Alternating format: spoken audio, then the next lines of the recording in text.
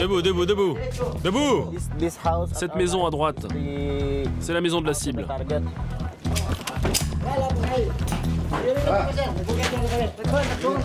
Mets-toi là! Ça veut dire que s'il devient président, il va forcément abuser.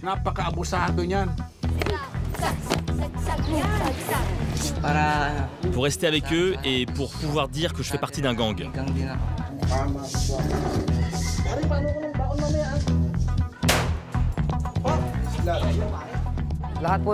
Tous mes anciens potes sont des drogués ou morts.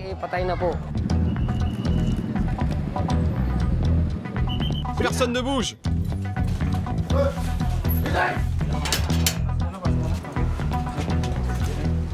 Entrez, entrez, bienvenue à la maison.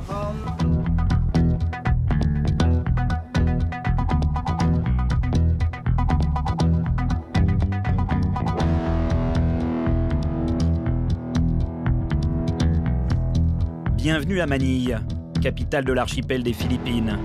20 millions d'habitants. Des constructions à permanence, du bruit, Manille grouille, ne s'arrête jamais. Dans cette mégapole aux deux visages, il y a d'un côté les ultra-riches et de l'autre les bidonvilles. Et au milieu, la violence et les gangs. Direction Barangay, le bidonville le plus grand de Manille. Les TBS nous accueillent, c'est le gang le plus craint des Philippines. À sa tête, Mamo, en casquette bleue. Aujourd'hui, ils nous ont invités à un événement un peu spécial. L'entrée dans le gang d'une nouvelle recrue.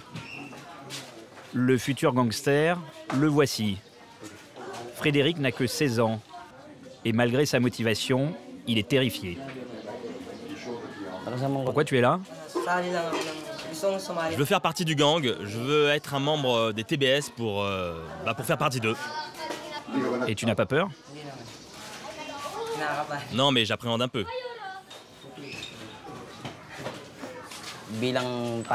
On va le tabasser. C'est un test pour voir s'il est assez fort, s'il est digne d'appartenir au gang. Ce n'est que le début de la violence, car il va affronter encore plus de difficultés quand il fera vraiment partie du gang. Parce que, vous voyez, on doit savoir s'il est prêt. Car on ne rentre pas comme ça dans le gang. C'est pas juste un oui de notre part. Il faut qu'il soit tenace. Il faut qu'il soit fort. Nous, on est tous passés par là. C'est comme ça. Cette initiation à la violence va durer 40 secondes. Cela s'appelle un jumping. Plus bas. Plus bas. Faut pousser le mur. Allez. Allez, on commence. Debout, debout, debout. Debout. Vas-y, tape-le. Tout le corps est frappé violemment. Seule la tête est épargnée. Allez, lève-toi. Un briquet. On va commencer à le brûler. Avec une cigarette, Frédéric se fait marquer entre les doigts. C'est la marque des TBS. La douleur est insoutenable, mais pas le droit de protester. Il en va de son acceptation dans le gang. Pourquoi vous faites ça? Pour rester avec eux et pour pouvoir dire que je fais partie d'un gang.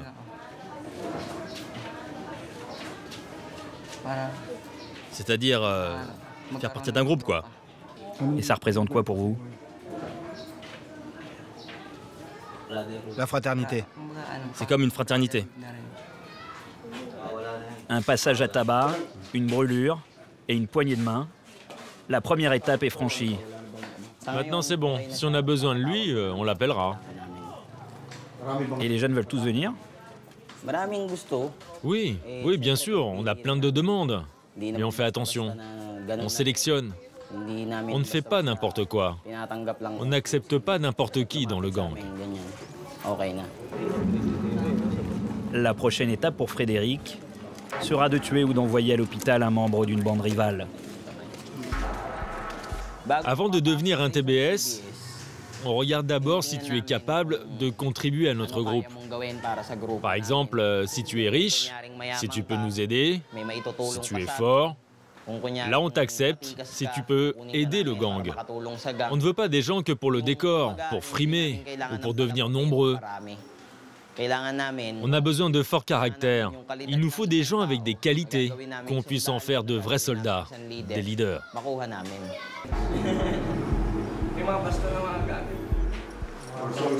J'ai remarqué que vous aviez des tatouages.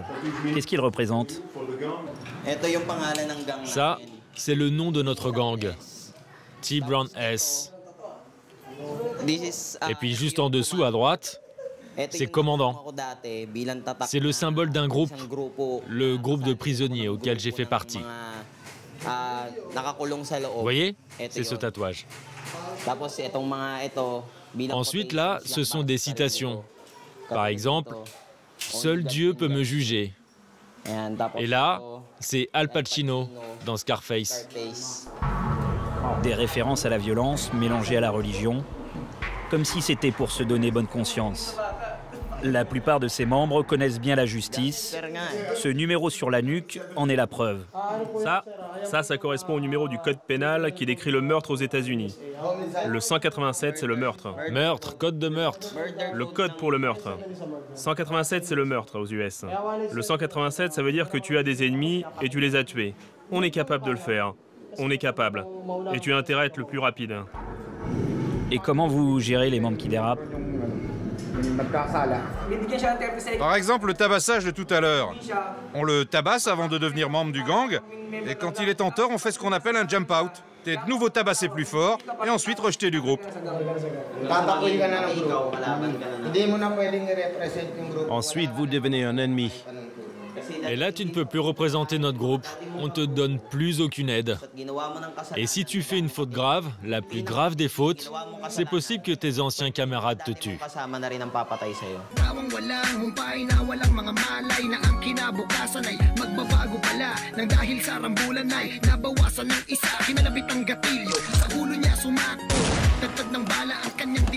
Il y a certains membres qui ont préféré s'éloigner du gang, comme Cyper. Aujourd'hui, il fait du rap, mais toujours en compagnie de ses anciens compagnons du crime. Yeah. Sa tubo ay bumangon, sumasabay sa alon. Meron matinding bakal para sumabay sa hamon. Mga Diyos, mga tao sa aking tuwid na buhay. Pero wag mo susubukan dahil ako'y meron sungay. On est parti de rien. Avant, on avait des rêves. On écoutait nos idoles. Ils nous disaient de vivre et de survivre.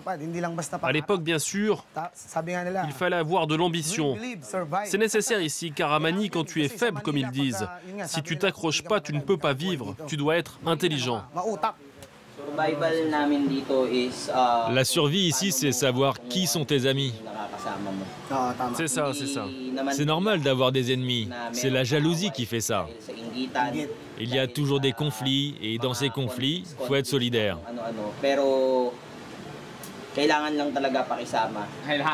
Ouais, faut être solidaire. Mais tous les jours, on doit affronter des nouveaux gars, des bandes différentes. Tout ça, là, c'est notre vie de tous les jours, nous, les habitants de Manille. Il faut vraiment être fort, il faut savoir se battre. Pour vivre à Manille, il ne faut pas être un peureux. Il faut assumer son rôle, gangster ou rappeur. Car quand tu fais partie d'un gang ici à Manille, tu sais ce qui peut t'arriver. Il y a les meurtres. Oui, les meurtres. Il y a la prison aussi, se faire blesser, aller à l'hôpital. Tout ça nous arrive. Donc il faut pouvoir se défendre. Il faut se soutenir. Mais aussi savoir vivre, tout seul. On sait qu'on fait du mal. Nous aussi, on veut devenir riches. On veut être comme les autres. On veut des belles voitures, on veut bien manger, avoir de belles fringues. Tout ça, quoi. Des bijoux aussi. Moi, je n'ai pas de regrets, car tout ce que j'ai fait, eh bien, je l'ai aimé. Dans un univers aussi pauvre et sale, ne pas sombrer dans la violence est un véritable exploit. À Barangay, le bidonville le plus pauvre et le plus dangereux de Manille, 26 000 personnes survivent au milieu des rats et des ordures. Ici, on est en plein cœur du bidonville. Il y a des gens qui sont morts ici. Ils ont été renversés par des trains. Par là, il y a des membres du gang. Ici, il faut apprendre à bien s'entendre avec les autres. Si t'es cool avec les gens, ils sont cool avec toi. Il faut être très tolérant aussi. Sinon, c'est vraiment difficile de survivre. Mais tout ça maintenant, c'est derrière moi. Maintenant, ma vie, c'est la musique. Et quel type de problème il y a ici? Il y a des accidents de train, des gens écrasés par des trains. Des accidents, oui. L'autre problème aussi, c'est comment gagner sa vie. C'est une façon de vivre. Ici, c'est comme partout. Chacun a ses terres. Quel est votre territoire? Tout ça, c'est notre territoire.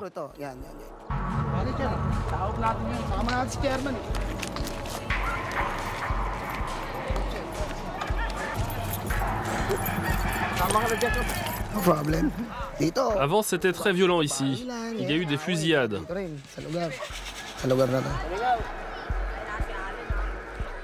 Ici, il y avait une école. Oui, une école primaire. Demande au monsieur comment il vit. Moi, ma vie, c'est les déchets. Les cartons, les autres détritus. Comme le plastique, le papier. Tout ce que je trouve, en fait. Et de la nourriture. Et de la nourriture. La nourriture? Les restes, en fait. Je trouve des restes, des fruits, des légumes. Je trouve ça et les choses qu'on mange ici, ça nous permet de vivre. C'est ici que je gagne ma vie. Comme on dit aux Philippines, l'argent se trouve dans les déchets. Les enfants qui prennent de la drogue, je les emmène avec moi pour qu'ils puissent manger et qu'ils arrêtent d'en prendre. Et surtout pour qu'ils ne s'enfoncent pas.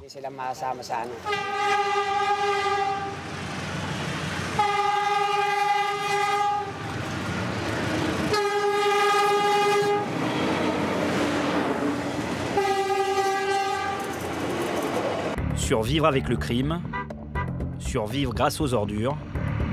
Certains ont fait un autre choix. Direction Caloocan, un bidonville où des enfants ont décidé de se prendre en main. Ils ont entre 12 et 14 ans, mais tous avec un passé de délinquant.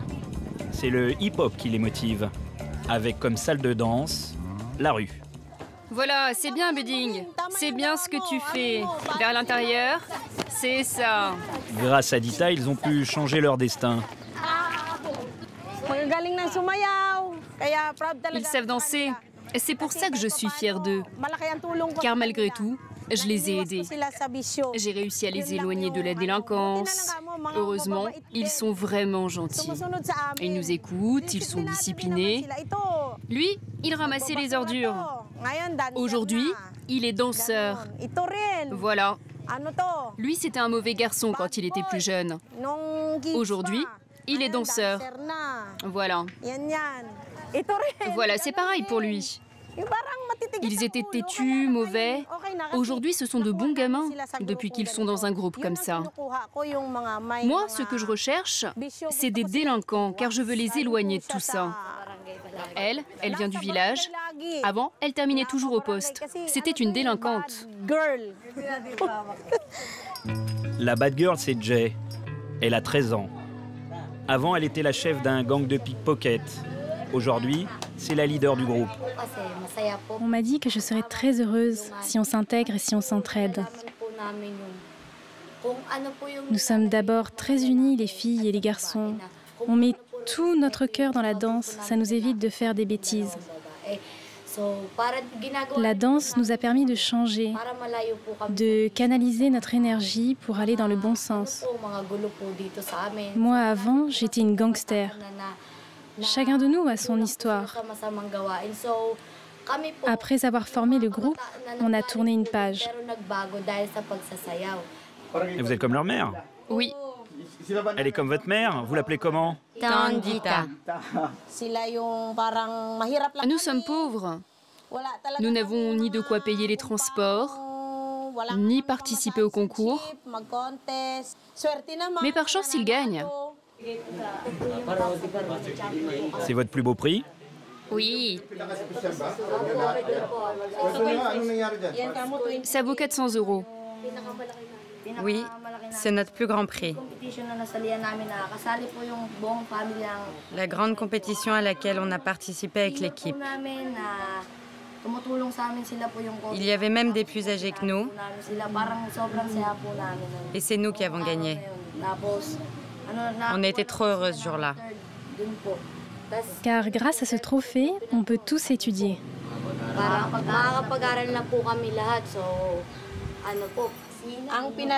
Ils sont heureux avec les 400 € qu'ils ont gagnés. Ça fait 14 € par enfant. Quelques euros pour un concours, une bien maigre consolation.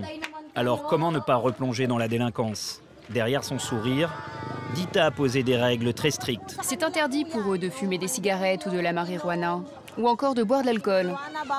Si par exemple on apprend qu'ils touchent à ça, ils sont exclus. Heureusement, ils obéissent. Ils sont disciplinés, ces enfants. Et c'est peut-être pour ça que nous y arrivons.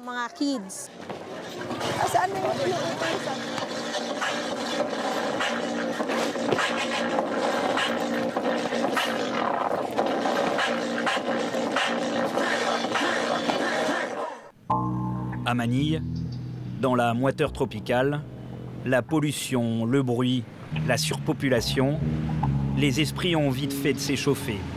La police est débordée pour combattre le crime. Alors elle peut compter sur la presse pour lui donner un coup de main. Direction, le commissariat central. Nous rencontrons Bernard. Son bureau, c'est ici. Il n'est pas policier, mais photographe de faits divers.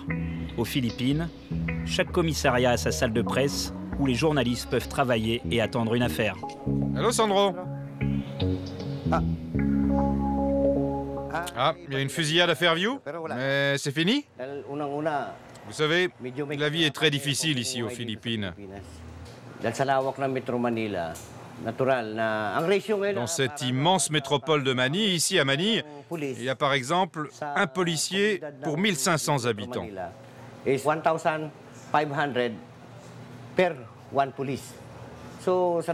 Alors c'est pas étonnant que les forces de l'ordre aient beaucoup de mal à suivre.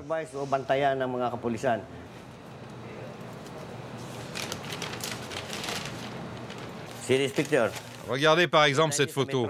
Elle a fait la une du Philippine Star. Je me suis rendu sur place et j'ai vu le couteau enfoncé dans la poitrine. Elle avait été assassinée. Et à ce jour, nous n'avons pas encore trouvé le coupable. En fait, la police pense que l'assassin est un de ses clients. Elle lui aurait transmis le HIV. Dans ce commissariat, Bernard est chez lui. Pour l'instant, pas de travail. Les rues sont calmes et les geôles sont vides.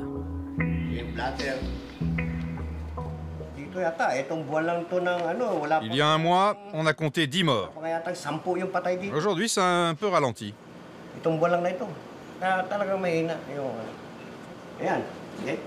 Regardez par là, c'est ouvert. Et vous voyez bien, il n'y a personne. C'est très propre. Ça veut dire qu'il n'y a pas de criminels. Alors on attend, on tue le temps. Les pires moments sont les jours de paix. Avant et après le jour de paix. Disons les 15, 16 ou 17 du mois. C'est très violent à ce moment-là, car vous savez comme la vie est difficile maintenant. Et il y a aussi beaucoup d'incendies dans les endroits défavorisés. On ne peut pas blâmer les gens qui ont faim, on ne vient pas à leur secours. Le calme était de courte durée. Un mort à Valenzuela. On y va, vite. Bernard a reçu un appel. Il n'y a pas de temps à perdre.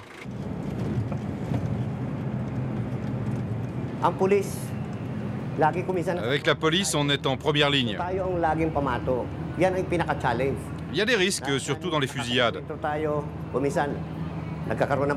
Heureusement, on est encore vivant.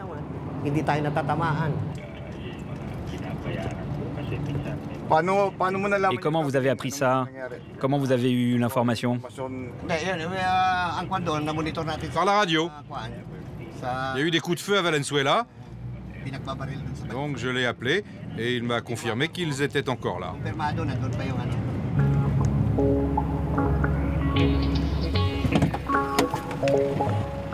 Arrivé sur les lieux, Bernard n'est pas le premier. Quelques journalistes sont déjà là. Alors il faut faire vite, prendre les informations, photographier. On ne doit pas s'attarder. C'est là? Dans la Nova, c'était la victime. Il a bloqué l'autre. Et lui? Il avait une arme et il a tiré sur l'autre. Mais il est où? Il s'est énervé et il s'est échappé. Le chauffeur s'est échappé? Oui, il s'est échappé. Serine Castro? Oui, oui. La femme de la victime a été prévenue. Son mari n'a pas été tué pour un règlement de compte ni un braquage, mais pour une toute autre raison.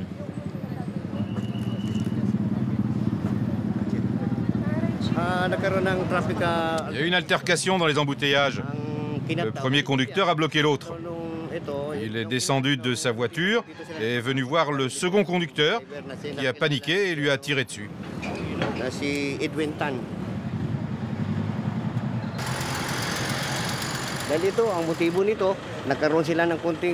En fait, ça a commencé par un petit conflit. Ils se disputaient la priorité. Ensuite, l'un d'eux n'a pas pu supporter ça. Et voilà comment ça se termine. Le ton monte et on retrouve un cadavre sur la chaussée.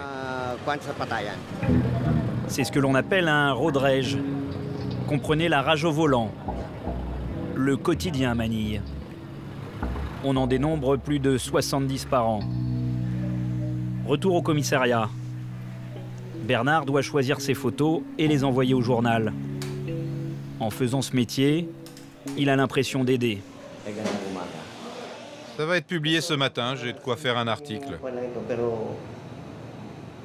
Ça va s'adresser à tous les chauffeurs. Vous voyez, c'est l'été, il fait chaud, et les gens s'énervent facilement. Demain, tout le monde va en parler, tous les autres journaux. Ici, à partir d'un petit conflit dans les embouteillages, ça se termine par des tirs.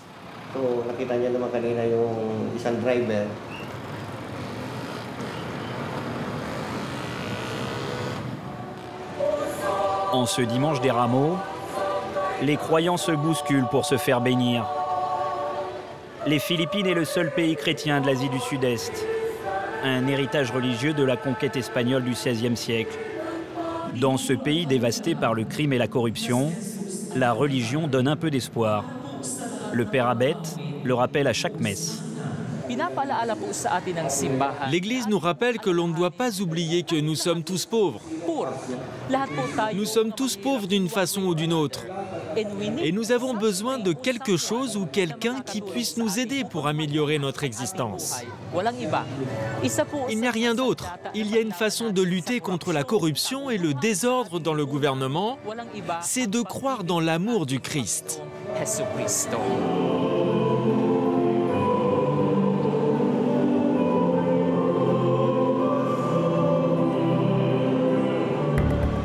À Makati, le district le plus riche de Manille, tout est privé.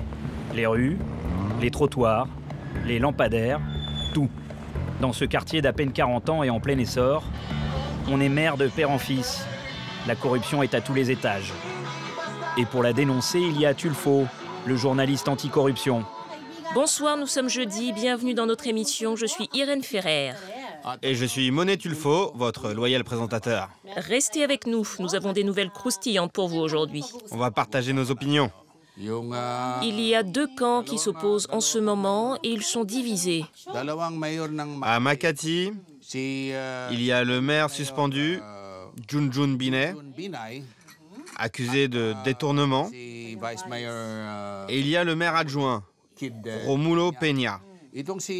Il a été nommé par le ministère pour le remplacer. On parle d'un immeuble à Makati dont le financement est plus que douteux. Il est question d'énormes sommes détournées. Binay se sent tout puissant car son père c'est le vice-président. Il pense que son père peut l'aider.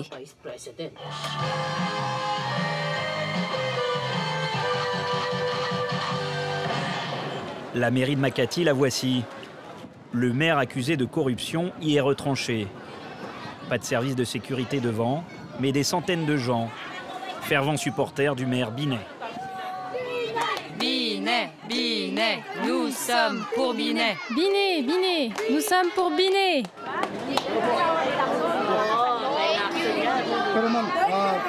On reproche au maire Binet d'être corrompu. Tout ça, c'est des conneries. Tout ça, c'est pas vrai. Toute ma famille reçoit des aides. Donc on ne veut pas qu'il parte. Nous sommes toujours pour Binet. Tout ce qu'il a fait est bon. Toutes les aides pour les écoles, les étudiants, il aide pour les médicaments, pour tout. Qu'est-ce qu'ils veulent de plus? Ce n'est pas possible de changer le maire Binet. Il n'y a que Binet pour toujours. Jusqu'à ma mort, je serai pour Binet. L'ancien maire Binet a été démis de ses fonctions par la justice. Il aurait empoché environ 40 millions d'euros pour la construction d'un immeuble. Tulfo et le nouveau maire Peña regardent le spectacle impuissant. Voilà, c'est là. Voici l'immeuble en question. C'est là où tout a commencé. La construction de cet immeuble a coûté à la ville 46 millions d'euros. Le prix réel est de 6 millions d'euros. 6 millions d'euros, vous vous rendez compte?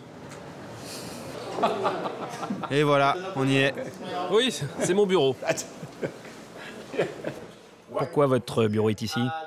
Eh bien, le maire suspendu ne veut pas quitter la mairie. Il est encore là-bas. Ça fait 17 jours. En fait, actuellement, c'est lui le maire officiel. Et il remplace le maire de Makati, Junjun Binet, qui lui est toujours à la mairie, malgré sa suspension. Il est mis en examen par le tribunal pour corruption. En ce moment, l'enquête est en cours et le tribunal a donné l'ordre pour suspendre ses fonctions. Le ministre de l'Intérieur a décidé de me nommer maire. Mais vous ne pouvez rien faire, vous ne pouvez pas gérer la ville. Pas encore, mais petit à petit. Certains services de l'extérieur, comme la police, les pompiers, comment vous dire, comme les banques.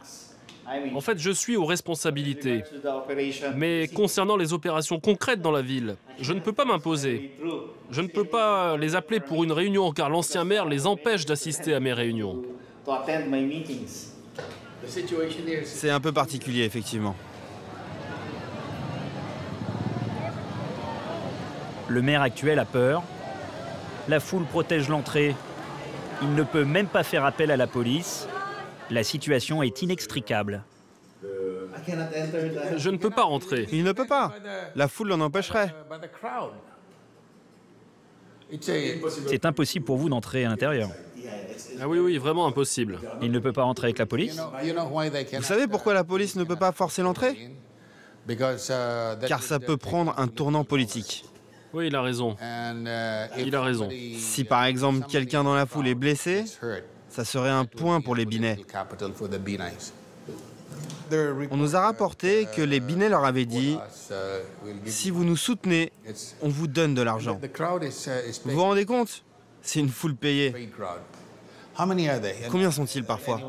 Une fois, ils étaient 2000. 2000. Il y a de la nourriture gratuite. Nourriture gratuite et cinéma gratuit. Il y a ceux qui mangent gratuitement. Et il y a les autres qui survivent. À Manille, 15% de la population a faim. Retour à Barangay.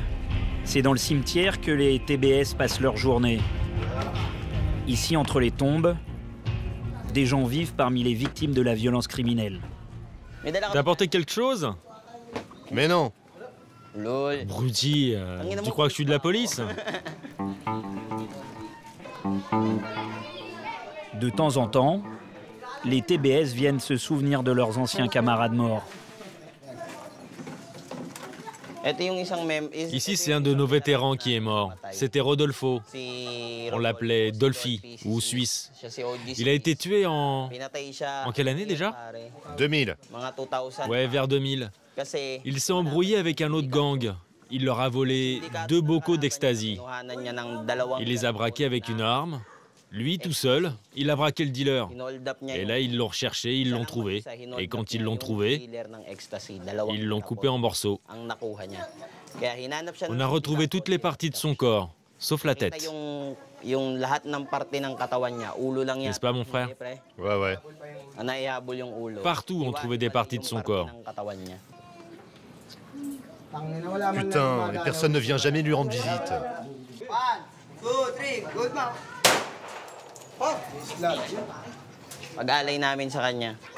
On vient ici pour honorer sa mémoire. Jusqu'à aujourd'hui, on ne s'est toujours pas vengé.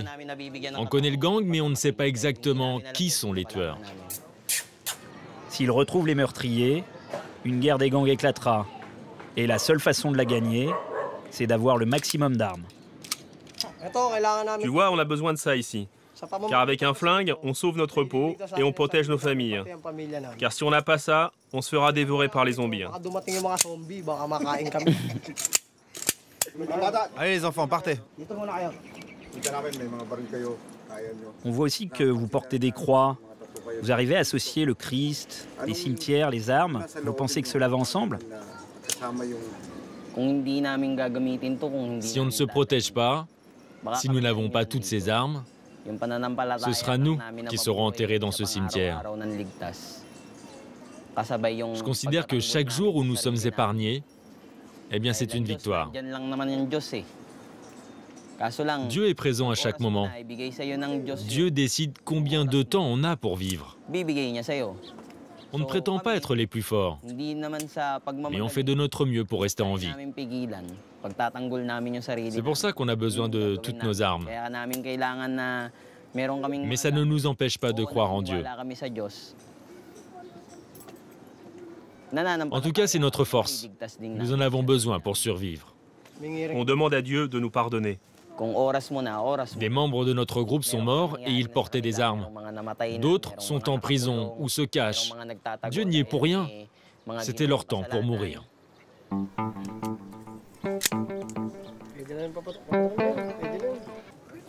Je voulais discuter tranquillement avec eux.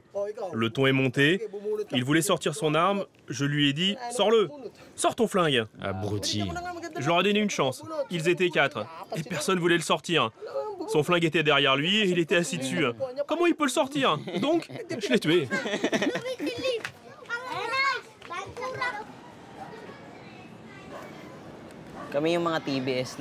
Les TBS ont été fondés ici, aux Philippines. Ça fait longtemps qu'on existe. Nous sommes le gang le plus dangereux des Philippines. On est très nombreux, on est partout, on a le contrôle de la plupart des rues. On tue des gens, on sème la terreur dans les rues. En fait, on fonctionne comme un syndicat. Et maintenant, nous, on fait aussi du trafic de drogue. On vole, on vend des armes, on est responsable de nombreux crimes. Chacun a sa compétence.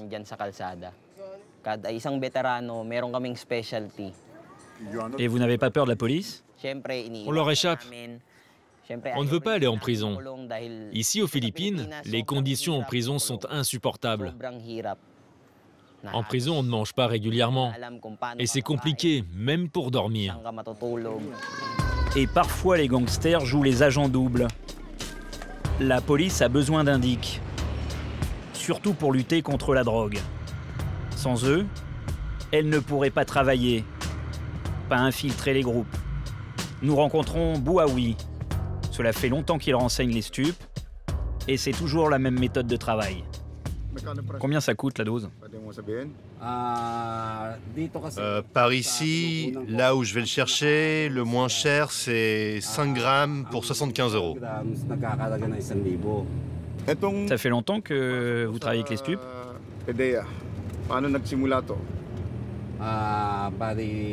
En tout, ça fait 9 ans. Et vous avez travaillé sur des opérations compliquées? Comment ça se passe? Ah, j'en ai fait beaucoup. Ils disent que ces interventions sont délicates. D'abord, j'y vais et je filme. Parfois, ils me mettent les menottes pour faire croire qu'ils m'arrêtent aussi. Mais je me suis habitué. En plus, je travaille tout seul. Donc il y a certains endroits que j'évite, comme les mosquées. C'est comme ça. Je suis habitué maintenant, mais la peur est là. Et elle ne va pas partir, mais c'est pas grave. Parfois on se fait tirer dessus. Ou bien, quand je suis à l'intérieur, c'est dehors que ça tire. Mais bon, c'est ok. Toute la société philippine est touchée par ce fléau. La drogue, c'est de la méthamphétamine, appelée aussi chabou.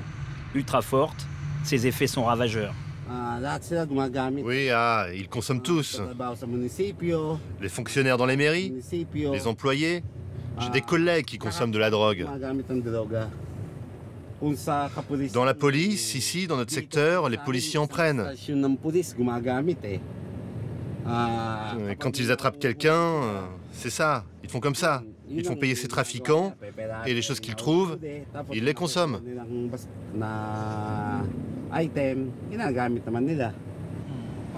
Garde-toi plus loin, pour pas qu'ils nous voient. Bouaoui est aussi consommateur de chabou.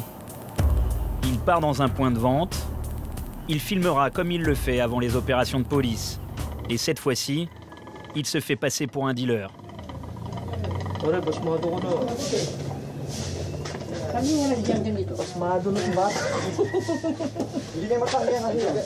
Ça, tu vois, c'est la meilleure drogue. C'est toujours le même dealer qui me fournit. Il la vend pas trop cher. Si c'est juste pour goûter, ça va. Oui, bien sûr.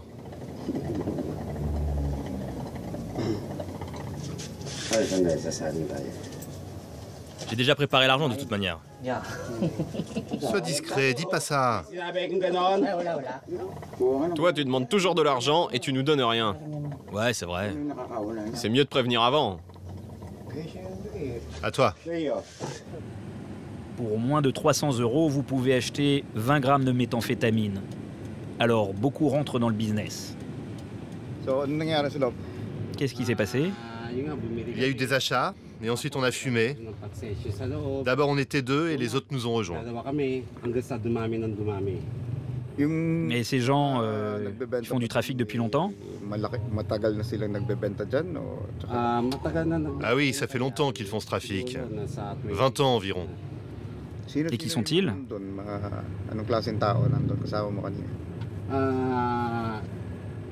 C'est des petits commerçants. Ils sont du quartier. Tout le monde est susceptible de vendre cette drogue de synthèse, facile à fabriquer.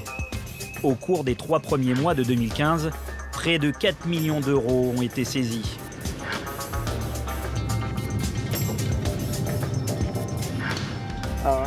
Attendez-moi à la porte. Javier Cuyason dirige une unité antidrogue. Aujourd'hui, il a rendez-vous avec son indique. On partage les informations de l'indique entre tous les groupes stup, car c'est la procédure au sein du département antidrogue. Mais l'indique travaille exclusivement avec notre équipe. Il nous a déjà aidés sur plusieurs opérations qui ont été des succès pour notre groupe. On l'utilise depuis déjà un bon moment. Parfois, les dealers n'hésitent pas à demander des garanties un peu spéciales. Si un deal doit se faire à l'extérieur, le contact est pris par l'indique. Pour un caillou de chabou de 200 grammes, par exemple, l'acheteur va devoir laisser son enfant en garantie de paiement. Il va chercher l'argent, et quand le dealer reçoit l'argent, alors il laisse l'enfant partir. Une assurance? Oui, en quelque sorte, c'est comme une assurance, pour garantir le paiement. Drogue contre enfant. C'est dans une ferme que le contact est pris. Après repérage de l'indique, les policiers vont mettre en place le plan d'attaque. Tout doit aller vite, rien n'est laissé au hasard. Un homme âgé avec un haut à rayures, mais c'est quoi son nom? La Barda. La Barda? Il a un peu les yeux bridés. Montre-moi ce que t'as acheté. J'ai acheté ça. Oui, ça vaut 10 €.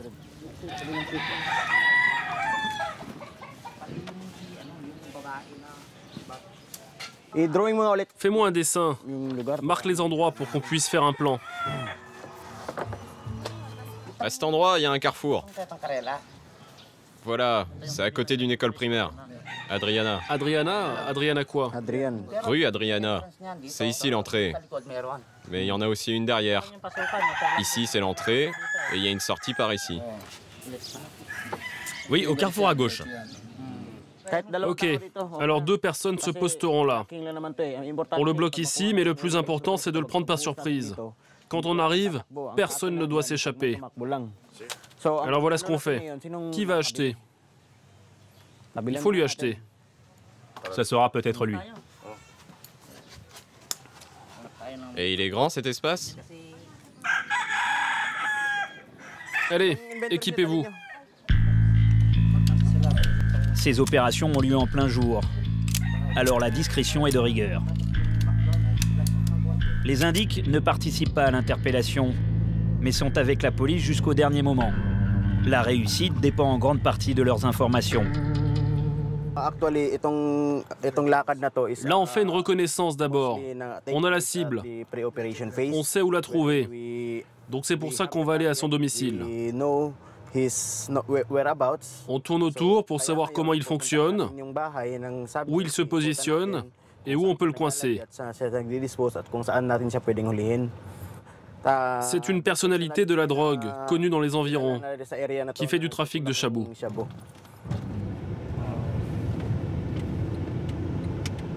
À gauche, là-bas, c'est ça. Oui, oui, l'école primaire de Manibago. On rentre ici. Cette maison à droite, c'est la maison de la cible. Voilà, c'est lui là. Et il y a son beau-frère aussi. Allez, on descend.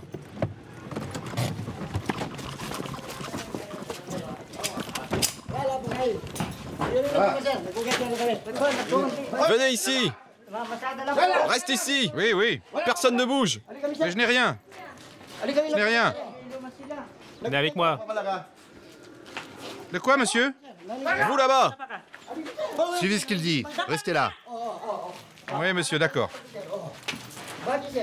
Mais qu'est-ce qui se passe, monsieur? Mettez-vous par terre. Restez là, par terre.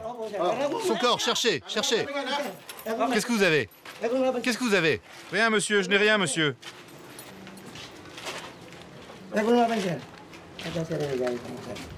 Suivez ce qu'il dit, restez là. Ne prends pas ça, laisse-le-moi. Prends pas ça, laisse-le-moi.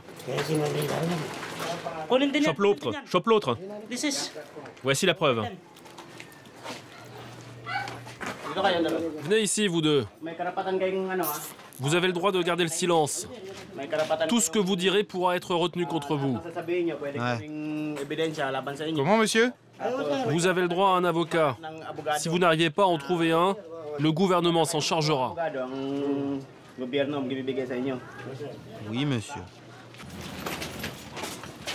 Qui est là?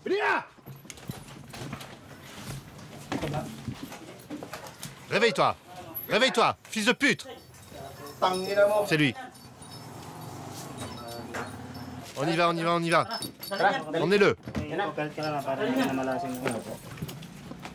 Votre nom? Tess. Quoi? Votre portable? Y'a que moi ici, le propriétaire n'est pas là.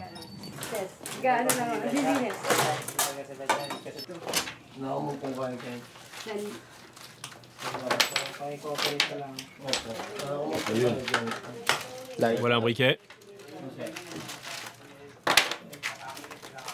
On y va, on y va. Ce que t'as trouvé, tu l'as récupéré? C'est fait. Ok, il faut mettre l'argent d'un côté, la drogue de l'autre. Donne-moi l'argent. La prise est maigre, quelques doses, de l'argent, mais c'est surtout le flagrant délit qui compte pour les policiers. Même si tout le monde se dit innocent. Non mais moi j'ai rien à voir avec tout ça. Pas de retour au commissariat. C'est dans une ferme que les procès-verbaux sont rédigés, devant témoins. Où il est celui qui a acheté? Bon, alors ça nous l'avons récupéré sur lui, et ça on l'a acheté. Ensuite l'argent. Montre-moi l'argent marqué, celui qu'on a récupéré.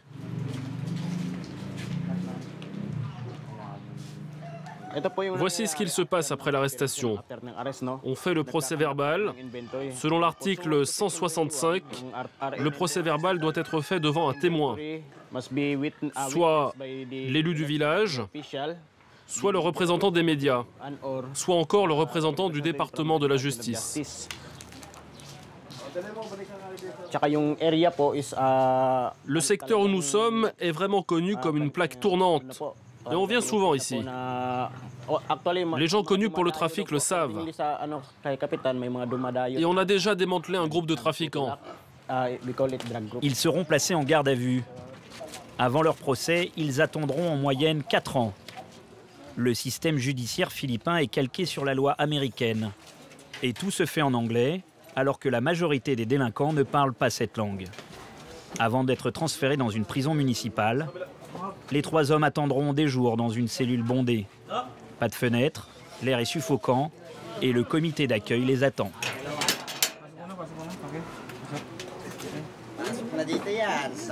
Entrez, entrez, bienvenue à la maison. Regardez d'abord dans les poches pour voir s'ils ont des choses de valeur.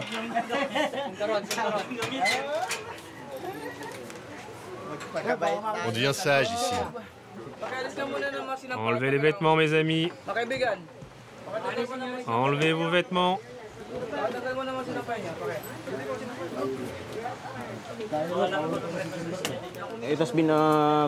La drogue, c'est la cause de toute la criminalité ici aux Philippines. C'est pourquoi nous avons augmenté les peines. Le trafic de drogue est devenu le fléau majeur dans notre pays. Et beaucoup de jeunes en sont victimes. C'est comme une maladie contagieuse.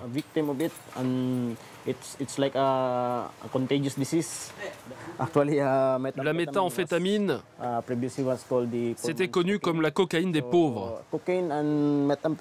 Alors la cocaïne et la méthamphétamine ont des effets similaires, mais contrairement à la cocaïne, la méthamphétamine dure plus longtemps, avec ce qu'on appelle la montée. Il y a un effet puissant sur le cerveau. On peut faire des choses impossibles, on se croit invincible, on ne dort pas, on ne mange pas. Certains même ont des hallucinations. Ça devient un vice. Alors ils finissent par voler pour pouvoir consommer. C'est ça, les effets de la drogue. Et pourquoi vous faites ça? Vous vendez de la drogue? En fait, moi je prends pas de drogue. J'ai rien fait. Quelqu'un m'a demandé de donner un truc. Et à ce moment-là, les policiers sont arrivés. Et pourquoi vous étiez d'accord pour faire ce travail? Moi j'ai fait ça uniquement pour connaître les trafiquants. Mon neveu est une victime de la drogue. Si je trouve les dealers, je les tue. Durant le premier trimestre de 2015, un peu moins de 2000 personnes ont été arrêtées, uniquement pour des affaires de drogue. Retour dans le bidonville de Jay. Aujourd'hui, c'est jour de gala. Sa troupe et elle vont danser à un festival de hip-hop. Mais avant de partir, Jay a ses petites habitudes. Voilà, c'est ici où je vis. Quand je me prépare, avant un concours, je préviens d'abord ma mère pour qu'elle me donne la permission et surtout pour qu'elle sache où je vais. Avant de me préparer, je mange.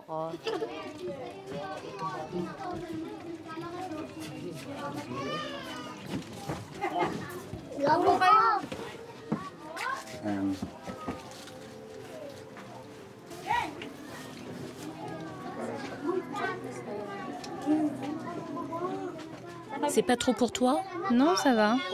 T'es pas fatiguée? Oui, un peu. Qui va participer? Nous sommes plusieurs groupes. Avant, elle traînait partout, elle ne dansait pas. Et puis un jour, j'ai appris qu'elle voulait faire des compétitions de danse. Alors elle a demandé de l'argent pour des uniformes, j'étais d'accord. Je lui ai dit, on ira voir ton père à Bulacan pour lui demander de quoi acheter des uniformes. Au départ, je n'étais pas d'accord parce que ça perturbe les études. C'est pas évident d'associer la danse et les études. Heureusement, les professeurs ont été compréhensifs et elle continue de bien travailler à l'école. Elle a des bonnes notes.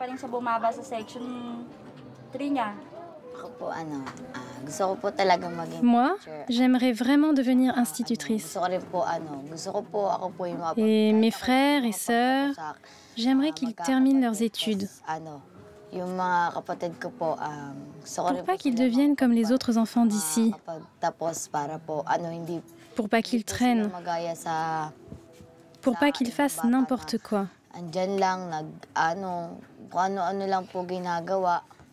J'aimerais qu'ils le fassent pour la famille, qu'ils nous tirent vers le haut.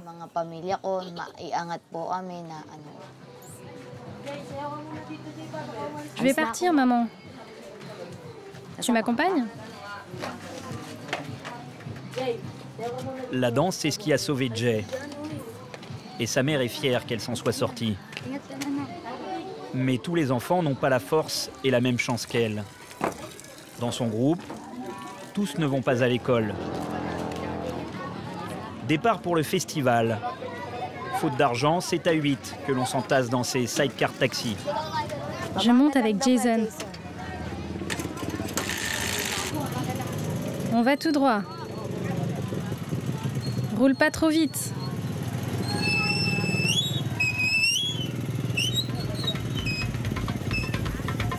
Pas facile de vivre ici. Avec comme salaire moyen moins de 5 € par jour, l'espoir n'est plus vraiment au rendez-vous. Et pourtant Jay et ses amis ont décidé de se battre.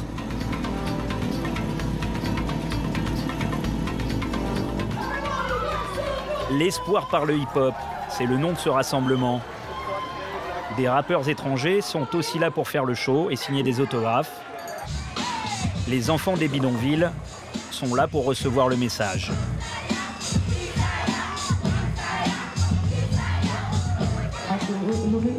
B-Boy Mouse, l'un des organisateurs, a lui aussi un passé de délinquant. Ce projet est là pour vous encourager à danser et on espère que vous ne penserez plus à un mode de vie fait de drogue et de violence. Personnellement, le hip-hop m'a changé. Avant, j'étais dans la délinquance. J'étais perdu. Pour vous dire la vérité, tous mes camarades sont en prison ou sont morts. Je suis le seul qui s'en est sorti. Le hip-hop m'a appris à trouver une place dans ce monde.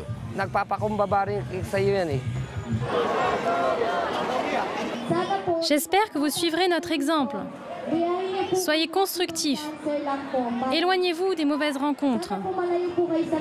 Travaillez bien à l'école et dansez comme nous. Soyez heureux. Voilà, c'est tout. Attention, préparez-vous. Voici le groupe Les Kids. Applaudissez-les.